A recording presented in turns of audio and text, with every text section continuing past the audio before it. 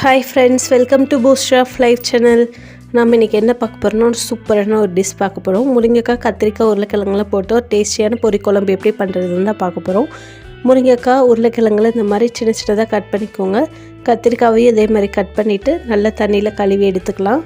அப்புறம் 4 பெரிய சைஸ் தக்காளி எடுத்துகிட்டு இந்த மாதிரி பொடி பொடியாக கட் பண்ணி எடுத்துக்கோங்க. அப்புறம் ஒரு பெரிய வெங்காயத்தை சின்னதாக கட் பண்ணி எடுத்துக்கோங்க. அப்புறம் ஒரு கொத்து கருவேப்பிலை, அப்புறம் ஒரு 1/2 மூடி தேங்காவை சில்லு எடுத்து வச்சுருக்கோம்.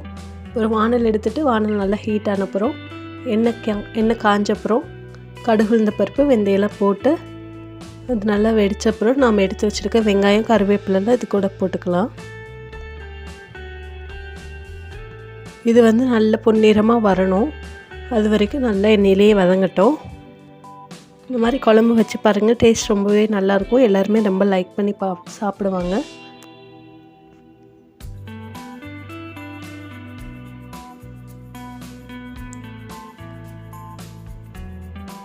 பாருங்கள், கொஞ்சம் கொஞ்சமாக நல்லா கலர் சேஞ்ச் ஆகிடுச்சு.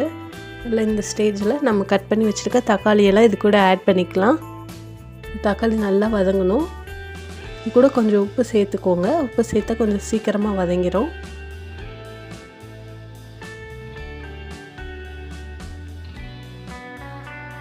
இது மாதிரி நிறைய குழம்பு ரெசிபி நம்ம சேனலில் போட்டிருக்கோம். நீங்களும் ட்ரை பண்ணி பார்த்துட்டு டேஸ்ட் எப்படி இருக்குன்னு கமெண்ட் பண்ணுங்கள் ஃப்ரெண்ட்ஸ். இப்போ நம்ம கட் பண்ணி வச்சுருக்க முருங்கைக்காய், கத்திரிக்காய், உருளைக்கிழங்கெல்லாம் இது கூட போட்டுக்கலாம். இதுவும் நல்லா எண்ணெயில் கொஞ்சம் நேரம் வதங்கணும். ஒரு 5 மினிட்ஸு நல்லா மிக்ஸ் பண்ணி விட்டுக்கோங்க. நல்லா தக்காளியோட ஃப்ளேவரில் இந்த காயிலெல்லாம் நல்லா இறங்கணும். உப்பு பத்தலைன்னா உப்பு இந்த ஸ்டேஜில் நீங்கள் சேர்த்துக்கலாம். பாருங்கள், ஓரளவுக்கு நல்லா வதங்கிடுச்சு. 5 மினிட்ஸ்க்கு அப்புறம் நம்ம மசாலா பொருட்கள்லாம் அது கூட ஆட் பண்ணிக்கலாம். மல்லித்தூள் 1 ஸ்பூனு, காரத்துக்கு ஏற்ப மிளகாத்தூள் சேர்த்துக்கோங்க. அப்புறம் வீட்டில் அரைச்ச குழம்பு மிளகாத்தூள் 1 டீஸ்பூன் நான் சேர்த்துருக்கேன். நல்லா மிக்ஸ் பண்ணி விட்டுக்கோங்க. நல்லா காயில் மசாலா பிடிக்கிற அளவுக்கு நல்லா மிக்ஸ் பண்ணி விட்டுட்டு தேவையான அளவு தண்ணி ஊற்றிக்கலாம். திக்னஸுக்கு ஏற்ற மாதிரி.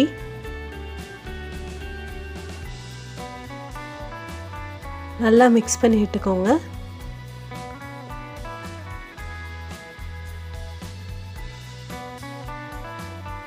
உப்பு பத்தலைன்னா உப்பு சேர்த்துட்டு ஒரு மூடி போட்டு மூடி வச்சுக்கோங்க. அப்புறம் கொஞ்சமாக நான் புளி ஊற வச்சுருக்கேன்.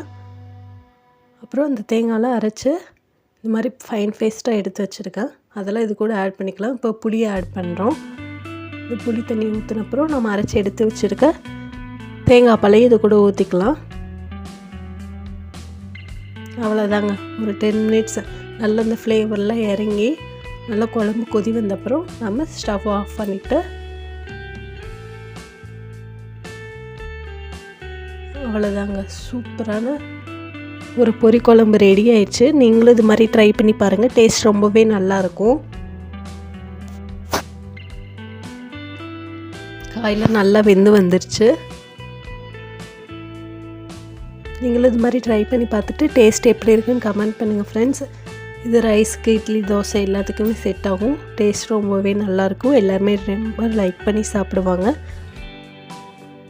மறக்காமல் நம்ம சேனலை சப்ஸ்கிரைப் பண்ணிக்கோங்க. தேங்க்யூ ஃபார் வாட்சிங்.